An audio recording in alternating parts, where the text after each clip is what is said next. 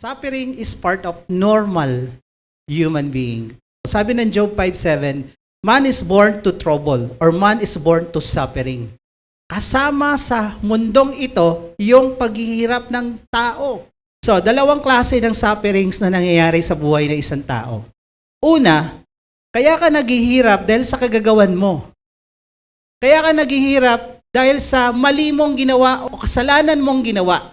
Yung pangalawang suffering, wala kang ginawang mali, bagkus, mabuti pa yung ginawa mo.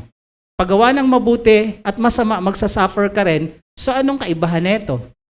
Kung wala naman palang kaibahan, bakit pa tayo magpapakatino? Magsasuffer din naman pala lahat. Dadanas din naman pala. Kagaya ng topic natin, the reasons and the purpose, ano yung kadahilanan at ano yung layunin magkaiba sa dalawang ito. Sa panahon natin ngayon, nawalan lang ng jowa, pati si Lord binibreak. Jowa mo may kasalanan, ba't pati si Lord dadamay? Nawalan lang ng trabaho. Si Lord iniwanan din. Tingnan natin tong si Job. Nawala na lahat, pero yung kapit kay Lord hindi bumitaw. Si Job nawala na lahat, pero si Lord hindi niya hayaang mawala sa kanya.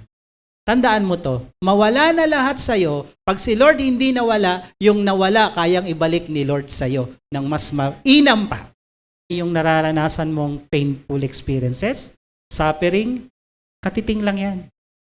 Maliit lang yan kumpara sa inahanda ng Diyos sa'yo banda dyan pag pumasa ka sa test na to.